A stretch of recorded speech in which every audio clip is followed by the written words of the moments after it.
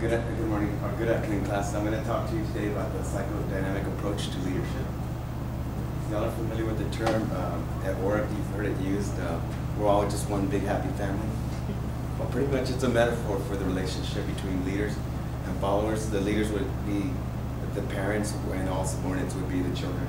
The psychodynamic approach to leadership, that's the underlying assumption. And what I'll explain today are some of the important concepts, their psychological concepts, the assumptions, and how it applies in the work setting. Leaders are more effective with insights by understanding needs, predispositions, and emotional responses. What that statement means, it's an assumption saying that a leader must know his own emotions, his own personality. He needs to research that so that he can be a more effective leader. Also, he needs to understand his followers, those subordinates. He needs to know their emotions, their feelings as well, and how they interact. And this theory doesn't say that any one feelings or emotions or certain traits are the best. It says recognize which type you are and be able to accept those different types within the workplace so that y'all can interact effectively. Leaders are more effective when they understand the psychological makeup of their subordinates. I'm going to give you a historical perspective just so you kind of have a background of where the theory came from and some of the concepts. The first leadership experience we all have is going to be with mom and dad at home. And this is where Freud and Jung have started a lot of their research in working with different clients in their fields of psychology. Freud came up with a hypnosis to help his patients come up with solutions to some of their problems which traditional methods weren't solving. So he used hypnosis. After getting his patients through hypnosis, he realized that just having them talk about it, they were able to come up with solutions. So he developed a technique called talking therapy, and that's basically discussing your upbringing, your childhood, and trying to identify patterns of behavior that you learned or picked up, or traumatic events that affected your childhood, and now as an adult you're still dealing with in the work setting or in everyday life. And then Jung came up with archetypes. What that is that's patterns of behavior. They recognize, his research recognized patterns of behavior through different cultures, so it doesn't really apply to just one culture. There are archetypes. To mention a few, they have the warrior, which is someone that is goal-oriented, pretty much is going to achieve goals with self-interest in mind. The other one that really makes a good comparison for leadership is the magician, and that's the leadership. If you want to compare it to leadership, that would be someone who's more about the goal of the collective group and accomplishing that, and looking at the leadership position more as rewarding the work itself than any monetary or rewards other than the work itself. And Abraham Zelnick, he's a Harvard. Actually, his discipline is in management over at Harvard University, and he's developed a branch out of psychoanalysis called psychohistory. And what he does, he studies the history of famous leaders, like for example Hitler and Lincoln, and he identifies certain patterns in their childhood, which along, like historically, you can kind of see their personalities, how they were developed over different stages from childhood, adolescence, into adulthood, and you can see it into their careers. Pretty much the behavior patterns. You can identify the patterns from early childhood as the source. Let's see here. Okay, important concepts to leadership. I'm going to go over each concept. It's kind of just to give you an understanding of the importance of the psychology that's behind psychoanalysis approach to leadership. The family of origins, that we kind of went over that a little bit. That's basically your upbringing, your relationship with your parents. Your parents teach you how to socialize with other kids, with your siblings. So depending on how well they do that, you may be an introvert, extrovert, or if it's a single parent household, that may also affect your upbringing as well. Are they nurturing? Are they distant? Those kinds of things. Maturation and individuation. Maturation means pretty much your developmental stages. You have your childhood, early adolescent, into adulthood. If you develop within those phases, you start to grow into adulthood with getting more of a sense of independence and developing your own ideas, feelings, and emotions. Yeah, that's pretty much individuation. You reach the point where you become an individual. You no longer have that psychological umbilical cord. You kind of have your own ideas and belief systems. Dependence, dependence, and independence. Dependence is when you're very, you need direction from your leader. You can't, you're always inquiring and you can't come up with your own decisions or your own direction. You always need close supervision.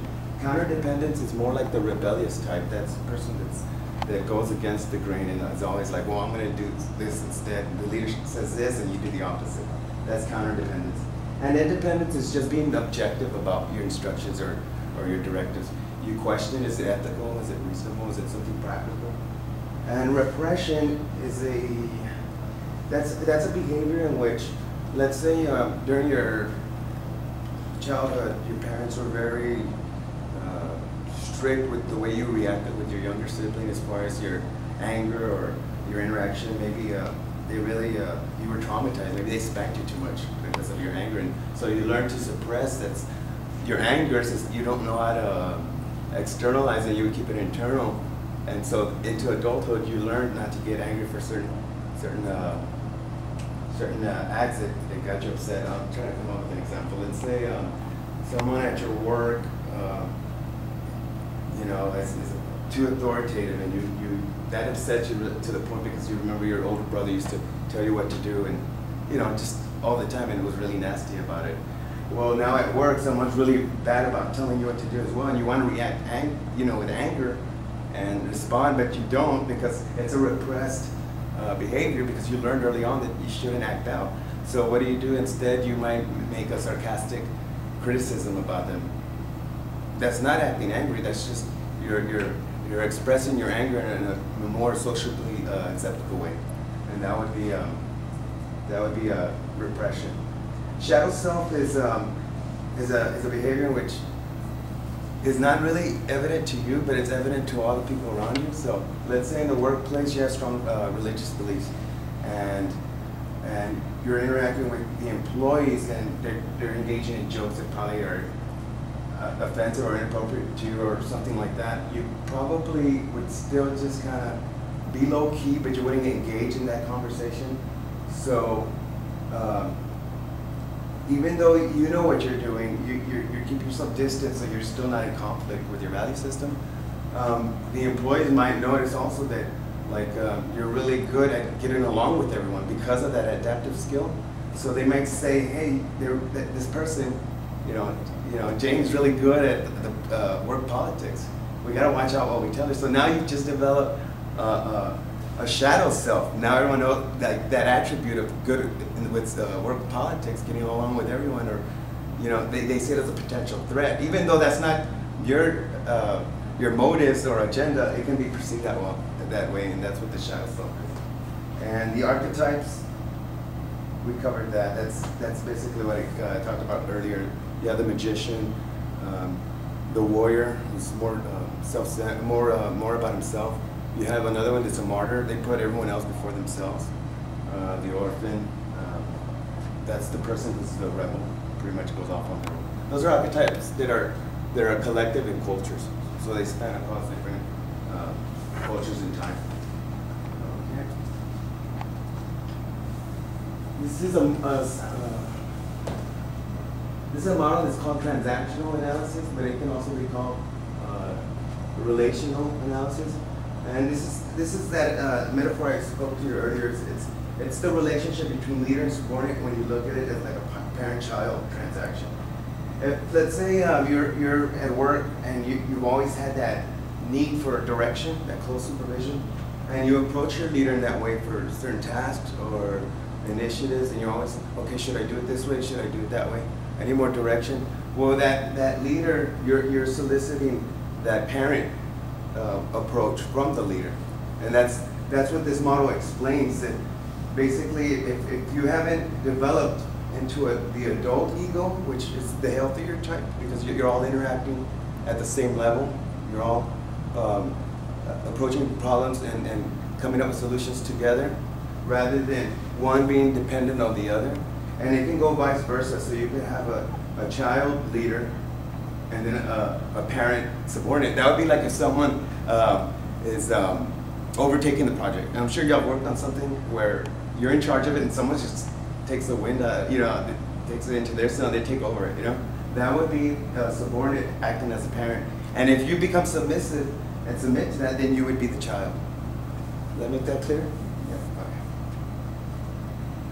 Okay, how does it work? It produces change in the client. Freud and Jung, the approach was to find solutions that the traditional methods weren't producing. So basically, it's always trying to come up with solutions, trying to find insight within yourself, and understanding how that works in interaction with others. So it's not so much about change, it's more about understanding yourself so that you're able to adapt to the differences. Assumptions that the psychological insights into the past will facilitate change in feelings and attitudes and behavior. And that's basically like we talked about some of the concepts. You look at your upbringing, you look at your childhood, you look at your interaction with your parents, your siblings, and see what kind of behaviors that you've developed over time from that. And the other characteristic of this approach is it's to continue. Basically, you continue it. It's a lifelong endeavor. You pretty much never try to reach that insight about your behavior. You're always developing. You're always growing. You're always picking up different behavior patterns. The archetypes, for example, you can go from different ones at different parts of your life. So you're always kind of trying to reflect. So this approach encourages self-development, employee development. Did you have any questions? This is the end. Any questions? Did you talk at all about doing like a Myers-Briggs so that you become more Yes, aware? they did talk about the Myers-Briggs, and I just didn't want to get into it, but yeah. It's the Myers-Briggs is utilized in this approach, and it can be utilized at work, but it's more to create dialogue. It's not really, in fact, that was another attribute about it. It's not to manipulate people or say, oh, now we know your personality type, so this is what we'll do to get you to do this. It's more about discovering yourself, by using the Myers-Briggs, and then everyone would take the assessment in the workplace and learn their different personalities and see how they can work together better. So yeah, it went over, and there's even a sample in the book where you can take. It's a real quick sample, so you can get your personality.